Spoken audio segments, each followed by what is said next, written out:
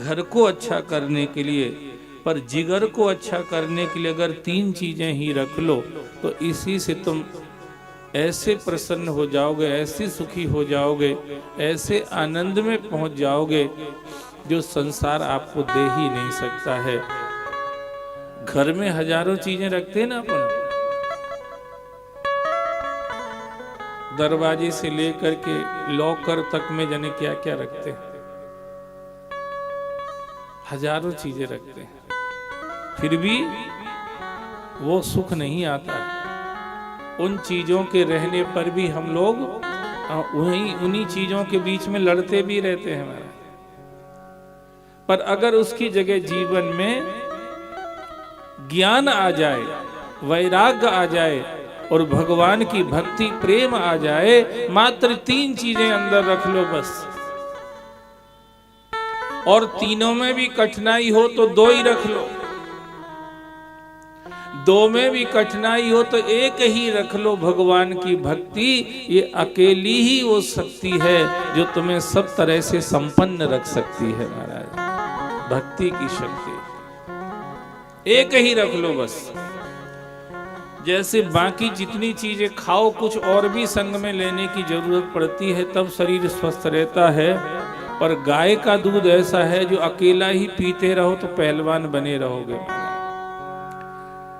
विज्ञान भी कहता है cow milk is complete food, गाय का दूध संपूर्ण आहार है। बाकी भैंस का दूध भी पी लो तो पूर्ण आहार नहीं मिलेगा, पर गाय माता का दूध अगर पीते हो तो संपूर्ण आहार है।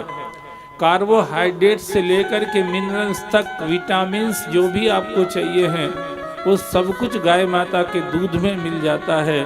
तो जैसे गाय का दूध संपूर्ण आहार है, आप तन से पूर्ण स्वस्थ रह सकते हैं, ऐसे भगवान की भक्ति भी मन का पूर्ण आहार है। जिसके मन में भगवान की भक्ति है वो अंदर से भी प्रसन्न रहता है, सुखी रहता है, शांत रहता है, चैन में रहता है। भगवान की भक्ति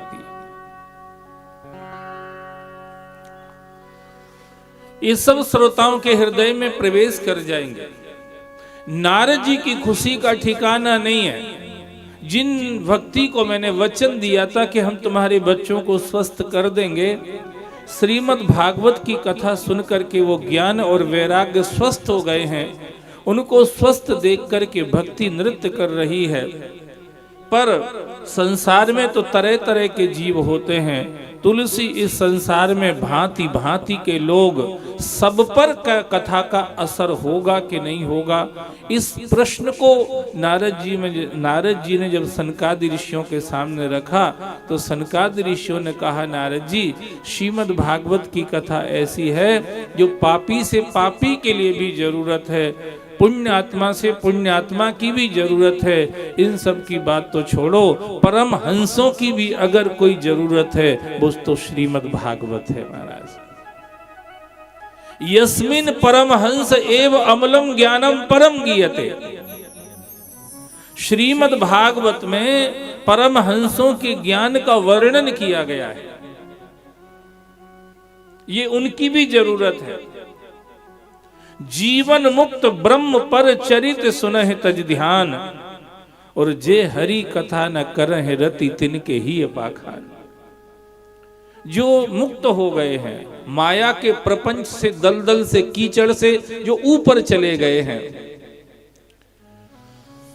जिनको ब्रह्म में स्थिति प्राप्त हो गई है। जैसे भांग का नशेलची हमेशा नशे में ही रहता है, ऐसे ही भगवान के भी भक्ति का नशा जिसको चढ़ जाता है वो उसी में रहता है महाराज। भांग का नशा तो 24 या 36 घंटे के बाद उतर भी सकता है, पर भक्ति का नशा कभी उतरता